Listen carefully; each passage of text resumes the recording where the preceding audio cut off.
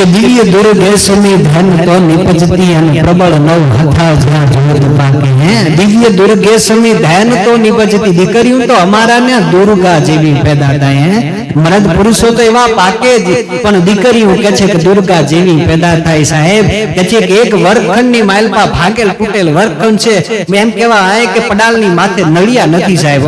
ઈ વર્ગખંડની માલપા એક શિક્ષક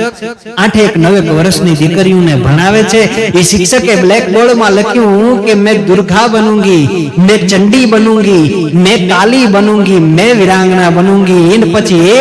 एक दीकरी ने उभी करी અને શિક્ષક કે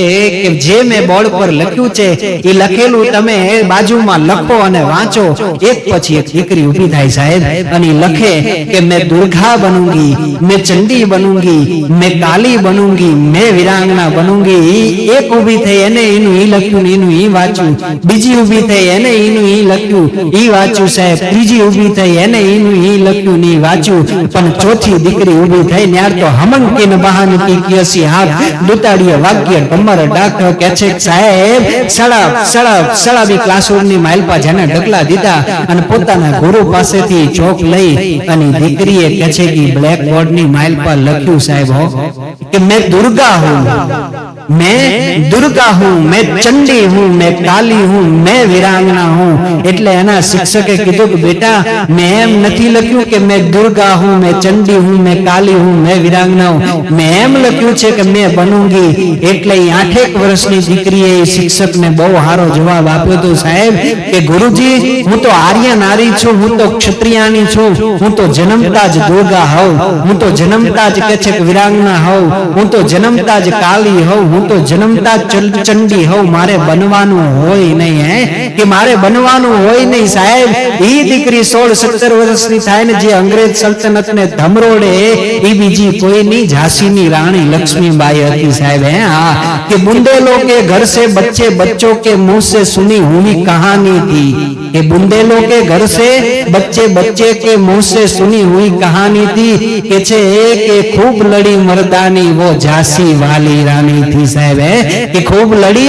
मर्दानी वो झांसी वाली रानी थी साहब। અમારા ન્યા કે છે પુરુષો તો મર્દ રાણા પ્રતાપ જેવા જેને કેવા આઈ વીર શિવાજી મહારાજ જેવા પાકે, પણ નારીઓ સાહેબ અમારા ન્યા ઝાંસીની રાણી જેવી પાકે, એ લક્ષ્મીબાઈ જેવી પાકે। કવિ એમ કે છે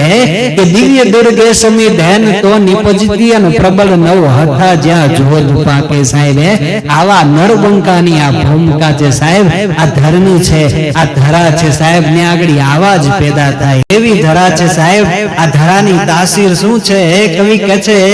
કે દિવ્ય દુર્ગે સમી ધન તો નિપજતી અને પ્રબળ નવ હતા જ્યાં જોધ પાકે। ઓલા અજબ તાકાતના યશવો યાય કરવતે જમીની પીઠ કાપે, અને આજ પણ ઊભા છે અડીખમ પાડિયા ઈ વાટ જોઈ ઓલા જુધની ગામ ઝાપે કે છે આવા સૂર દાતાર્યને વીર સંતોતની કતે ઇતિહાસમાં જ્ઞાન કરની હે। હા કોના પાડિયા સાહેબ કે અડધી રાતનો મજર ભાંગી ચૂક્યો હોય અને બાગડતા ધમા પર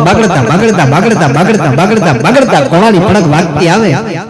અને ઝૂંપડાની માલપાતી માણસ બારો નીકળીને પૂછે કે ડાબા કોણા ગાજે છે, તો સામેના ઝૂંપડામાંથી અવાજ મળે કે હમીરસિંહ ગોયલ સોમનાથની સખાતે ચડ્યો છે સાહેબ। હા અને બીજી વાત પોતાના લગ્નની ચોરીએ ચડ્યો છે રાજપૂત સાહેબ, અને કહે છે કે હગી બેન હાટું તો કોઈ પણ માણસ ગમે કરી શકે, પણ જીબાનની માણેલી બેન હાથ કરે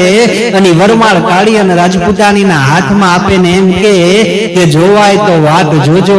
બાકી દુશ્મનને જો મારા ગામના હિમાળા ઓળંગવા દઉં ને તો મારી જનેતાનું ધાવન લાજે સાહેબ। આવા મર્દ પુરુષો જે યુદ્ધની માથે ચડે એને દુશ્મનને ખદેડતા કામ આવી જાય અને એના પાડિયા પાદરની માથે ઉભા હોય ને કવિ કહે છે કે હજી પણ એ યુદ્ધની રાહ જોઈ અને પાડિયા ઉભા છે। આવા વીરના કહે છે કે આવા સુરવીરોના પાડિયા આજે પણ યુદ્ધની રાહ જોઈ એ ગામના પાદરની માથે ઉભા છે સાહેબ। કવિ આની માલપા એમ કે છે હા કે દિવ્ય દુર્ગે સમી ધૈન તો નિપજતી ને પ્રબળ નવ હથા જ્યાં જોત પાકે ઓલા અજબ તાકાતના યશવો યાઈ કરવતે જમીનની પીઠ કાપે આજે પણ યુબા છે અડીખમ પાળિયા વાટ જોઈ ઓલા જુદ્ધની કામ જાપે આવા વીર દાતાર અને સૂર સંતોતની કતે ઇતિહાસમાં જ્ઞાન કરણી ભલી ભારતી માતની વંદુ તને આવડી તને ધન હો ધન ગુર્જર ધર્મી તને ધન હો ધર્મ સૌરાષ્ટ્ર ધરણી તને ધન હો ધન ભારત ધરણી જને